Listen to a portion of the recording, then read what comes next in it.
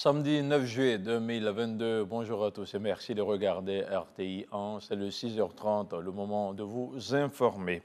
Après le succès du passage des pèlerins à Arafat sur les terres d'Arabie Saoudite, une grande partie du monde musulman va célébrer ce samedi l'Aïd el-Kébir ou encore la fête du mouton. Il s'agit du sacrifice ultime d'Abraham que tout musulman doit pouvoir accomplir s'il en a les moyens. Et ici, chez nous, en Côte d'Ivoire, si vous avez un mouton pour célébrer la Tabaski, c'est bien, mais un boubou, c'est encore mieux. Dans ce dossier de la rédaction de RTI 1, vous allez voir que plusieurs personnes se donnent les moyens de réunir les deux conditions pour passer de très belles fêtes. Dans les quartiers populaires d'Abidjan, nos reporters sont allés voir de près comment s'organisent les populations. Tabaski, boubou et mouton à tout prix, c'est un dossier de la rédaction de RTI 1, préparé par Serge Coléa et David Soyo.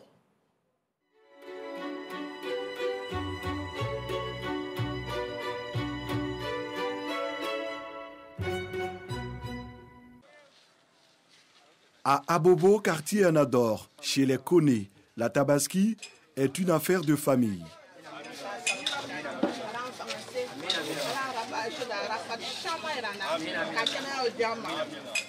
Chaque année, Téné et ses 7 frères et sœurs, aux revenus modestes, achètent ensemble un mouton pour la fête. Un petit mouton n'est pas de 150 000, 300 000. Donc nous avons cotisé 50 000 par personne. Donc on a eu 400 000, un mouton de 300 000 et puis les 100 000, on remet à la vieille sa popote. Couturier, Mohamed, lui, n'a jamais pu s'offrir le mouton de l'Aïd el-Kébir. Il n'y a pas le moyen d'abord, sinon il veut payer le mouton, mais il n'y a pas le moyen d'acheter le mouton d'abord. Sacrifié au rituel de l'immolation du mouton, une obligation religieuse pour tout musulman qui en a les moyens. Chauffeur de taxi, Adama Ouattara a du mal à trouver une bête avec son petit budget. Oui, depuis le matin, on cherche un mouton à 80 000, 90 000, on ne trouve pas. Ici, on dit 140 000. J'ai un taximètre, pauvre taximètre, donc je suis là tenté encore. Grâce à Dieu, peut-être que je vais rencontrer quelqu'un qui va m'aider. Sur les parcs à bétail, commerçants et acheteurs peinent à trouver un terrain d'entente. Le bélier fait 280. Voilà, donc pour moi, c'est un peu trop. On paie patente, on paie les gens pour garder les moutons. Où on doit garder les moutons, lui ça. Donc normalement, les moutons doivent devenir chers. Mieux nanti, certains musulmans peuvent en offrir à leurs proches. J'achète pour moi, et j'achète pour la vieille, puis j'achète aussi pour mon oncle. 200 000, 300 000, je dois payer 600 000. J'ai acheté 3 moutons, un mouton pour ma mère, un mouton pour moi et un mouton pour ma belle-mère. Nous retrouvons Adama. D'après négociation, il a dû revoir ses prétentions à la hausse pour avoir enfin son mouton. J'ai eu 100 000 francs. Aujourd'hui, j'ai eu un mouton pour faire Tabaski. Je suis content de ça. À défaut de mouton, Satou, commerçante, propose de la volaille. Je vends 4 000. Comme moi, mon mari n'a pris, donc ce poulet, je prends pour fêter. Si je vends, je gagne un peu. Moi-même, je mange aussi avec mes enfants. Retour chez Dame Téné. Aziz, le petit frère, vient d'arriver avec le bélier familial. Ouf de soulagement. La maman même, elle va voir le mouton, elle sera très contente. Parce qu'elle ne sait pas d'abord. C'est une surprise, on va lui faire. L'année prochaine, ça sera notre tour.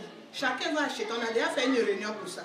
Chacun va acheter son mouton. Le sacrifice du mouton est un acte individuel, comme le recommande la religion. C'est celui qui en a les moyens, le jour de la fête. C'est celui-là qui sacrifie. Celui qui n'a pas le mouton de Tabaski cette année, qui sache que le prophète a déjà immolé pour lui. Concernant maintenant ce cotisé, l'islam autorise que 7 personnes se mettent ensemble pour immoler un bœuf. Mais concernant le mouton, c'est une personne qui peut tuer un mouton. Le mouton et le boubou, avec une préférence pour le basin. La Tabaski, c'est aussi l'élégance du vestimentaire. Le meilleur basin, c'est les basins guesnais qui sont sortis actuellement, qu'on appelle basin d'Anaya, l'élégance authentique. Voilà, c'est le bazin. Actuellement aussi, on remercie le Dieu. Pour la fête là, on a fait beaucoup de ventes, on a eu beaucoup de clients, les gens sont quittés partout, de d'Abidjan, Bouaké, Makono, Bundougou, pour venir acheter les bazins. À Trècheville, les couturiers sont à la tâche, même la nuit. Il faut satisfaire aux désirs de sa clientèle. Non, c'est là, ça comme c'est un truc. Non, il y avait livré ça. On a un taxi. Il y a un qui des jeunes tout à l'heure. On a vu même là, je n'ai pas encore commencé à faire ça. Donc ça fait que même actuellement, là, on est embrouillé vraiment. Elles sont impatientes? Oui, elles sont impatientes. Et puis, ça fait que souvent tu refuses le boulot, mais elles insistent dessus. Donc ça fait que ça nous embrouille, ça nous fatigue. L'inpatience, le doute s'installe chez les femmes surtout. J'ai déposé des bazins depuis maintenant plus d'1 mois, parce que je savais qu'après ça allait être bousculé. Bon, j'ai déposé et jusque-là rien n'est fait. Je suis là pour lui mettre une pression, quoi. Dans son salon de couture, Ibrahim a réussi à s'organiser, nous dit-il. Cette année, la gestion de la clientèle est bien maîtrisée. En tout cas, on est disponible à toutes sortes de modèles que les hommes nous envoient. Ça, c'est une nouvelle tenue qu'on appelle 3 pièces. Voilà, c'est Tchakafri, quoi. On appelle 3 pièces. Bon, c'est fait avec du bazin jazinaire. Voilà, très joli avec une couleur mauve. Bon, avec une nouvelle broderie qu'on appelle ordinateur. Voilà, c'est les nouvelles broderies qui sont à la mode. C'est des broderies informatisées. L'Aïd el-Kébir, la plus importante fête musulmane, comme on peut le constater, se part toujours de ses plus beaux habits. Le mouton comme un devoir religieux, le boubou de bazin comme un artifice de choix pour donner à cette célébration toutes ses couleurs. N'oubliez donc pas de vous parer de vos plus beaux boubous, mais de manger la viande de mouton avec beaucoup de modération. La Côte d'Ivoire et le Cap-Vert veulent densifier et renforcer leurs relations bilatérales dans le domaine politique, économique et diplomatique. Le Premier ministre José Ulises Correa et Silva a été reçu hier vendredi par le président de la République, Alassane Ouattara. On fait le point de cette audience avec Viviane Aïma.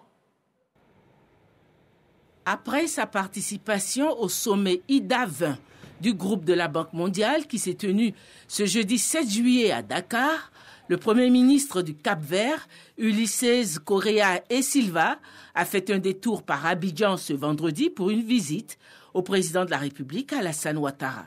Reçu à la résidence du chef de l'État ivoirien, l'entretien a porté sur l'IDA 20, notamment l'utilisation du fonds de 93 milliards de dollars US mis à la disposition des pays en développement. C'est une opportunité pour voir un bon ami du Cap-Vert, de l'Afrique. On a parlé sur le rôle de Côte d'Ivoire au niveau de cette dernière sommet d'IDA Afrique. Le leadership du président Ouattara, c'était très bien. Aussi les relations entre le Cap-Vert et le Côte d'Ivoire. Nous avons ici un champ d'exploitation des relations au niveau politique et diplomatique pour renforcer notre relation au niveau empresarial, au niveau économique, pour faire une proximité plus forte entre les deux pays, les deux économies. Et je pense qu'on a toutes les opportunités de le faire. Et aussi la création d'une commission mixte, ministérielle, qui peut faire cette proximité entre les deux pays au niveau des gouvernements. L'IDA, l'Association internationale de développement, est une filiale de la Banque mondiale qui a son siège à Washington et qui octroie des prêts et des dons aux pays les plus pauvres pour soutenir leur essor économique. En juillet 2021, l'IDA s'était réunie à Abidjan pour la 25e reconstitution de son fonds de soutien. Le plaidoyer porté par le président de la République Alassane Ouattara auprès des donateurs a abouti à la mobilisation par l'IDA de ressources d'un montant record de 93 milliards de dollars US. Et puisqu'on parle de l'IDA 20, le vice-président de la République a représenté à Dakar le président Alassane Ouattara. Jeudi, Tiomoko Médié Koné pris part au sommet des chefs d'État et de gouvernement dans le cadre de la réunion de l'IDA. Il a regagné Abidjan vendredi. La Côte d'Ivoire, premier producteur mondial de noix brutes de cajou, veut relever le défi de la transformation d'ici à 2030. À Tomodi, le Premier ministre Patrick Achi a procédé à l'inauguration d'une usine de transformation de noix de cajou. Un peu plus de 50 000 tonnes de noix de cajou seront transformées chaque année. Le compte-rendu d'Alexis Ouedraogo. C'est l'une des plus modernes et grandes usines de transformation de noix de cajou à ce jour. Bâtie sur 12 hectares, l'usine Dorado Ivory de Tomodi va transformer les noix brutes de cajou en beurre et amandes. L'usine doit produire près de 60 000 tonnes de cajou par an et entend d'ici 2025 passer le cap des 100 000 tonnes. Ce vendredi, le Premier ministre inaugure l'infrastructure. Bien plus qu'un nouveau site industriel, ce que nous célébrons aujourd'hui, c'est la transformation agro-industrielle de la Côte d'Ivoire. Au lendemain de la COP15, l'industrie prend en compte de bons gestes en matière de protection de l'environnement, avec un système pleinement intégré, zéro déchet. Elle n'est pas seulement moderne, mais c'est une usine intégrée. Elle transforme les noix, elle prend les amandes, exporte. Mieux, une fois que les coques sont pressées, qu'on a extrait l'huile, il reste donc des briquettes qui servent de charbon. Aujourd'hui, nous allons poser la première pierre de l'usine, de l'unité qui va valoriser donc ces déchets. Pour le ministre du Commerce et de l'Industrie, c'est surtout la volonté du gouvernement de faire du secteur privé le fer de lance de l'économie ivoirienne. Notre département ministériel a fait de l'attraction des investissements dans ce secteur de la transformation de l'anacarde l'un des programmes phares de sa politique de transformation de notre matière première. Ce sont 35 entreprises et projets qui se sont engagés à travers des conventions avec l'État pour la réalisation de l'ambition qui est de transformer au moins 50% de la production nationale de noix de cajou à l'horizon 2030.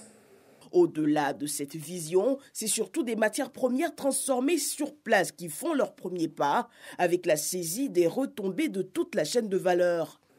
La Côte d'Ivoire, en tant qu'acteur majeur du secteur, premier producteur mondial de noix brutes et troisième en termes de volume de noix transformées, la Côte d'Ivoire, dis-je, devra désormais influencer le marché mondial par sa politique nationale orientée vers les intérêts des acteurs sur le plan national, tout en préservant l'intérêt de nos clients traditionnels. En moins de 8 mois de fonctionnement, l'entreprise a exporté plus de 250 conteneurs et devrait à plein régime offrir 1 millier d'emplois aux jeunes de la région. Il s'agit pour nous de ne plus accepter de voir partir à l'extérieur la valeur ajoutée extraordinaire créée par les productions agricoles que nous donne notre terre bénie et le labeur acharné de nos paysans. Prenons le cas concret de la noix de cajou qui nous réunit ici.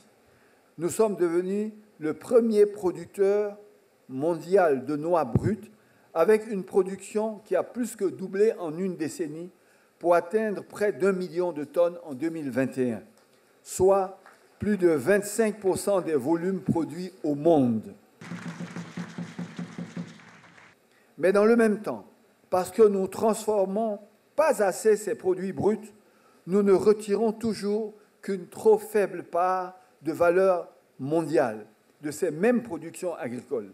C'est à peine 11% pour l'anacarde, d'où cette ambition industrielle fantastique mais indispensable, formulée par le président de la République, son Excellence M. Alassane Ouattara. Transformer localement plus de 50% de nos principales productions agricoles pour forger une croissance toujours plus solidaire, durable et positive. Pour le chef du gouvernement, en réussissant à transformer sur place, l'on crée plus de revenus pour producteurs et plus d'emplois pour les jeunes. Patrick Achi invite les investisseurs nationaux et continentaux à emboîter le pas à Dorado Ivory. Nous sommes une terre de richesse agricole extraordinaire qui attend vos capitaux comme vos savoir-faire pour faire grandir avec vous nos industries, nos marchés, notre export, nos emplois, tout un pays et tout un peuple. En ce 8 juillet 2022, Patrick Achi n'a pas manqué de saluer la mémoire de son prédécesseur Amadou Gon Coulibaly. parti il y a aujourd'hui 2 ans.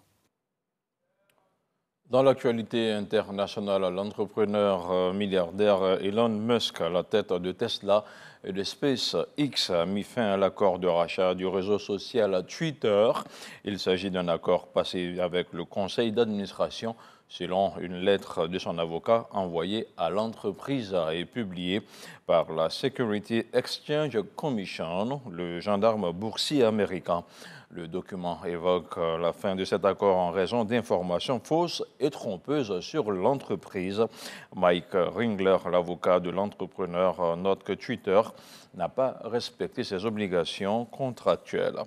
Et puis, sur le continent, au Burkina Faso, le président de la transition, le lieutenant-colonel Paul-Henri Sandaogo Damiba, a invité 5 anciens chefs d'État burkinabés au palais présidentiel de Kosiam. L'objectif de cette rencontre était de lancer la réconciliation nationale pour faire front face au terrorisme. Une rencontre boudée par Roch-Marc Christian Kaboré, Michel Kafando et Isaac Zida Traoré. Et le processus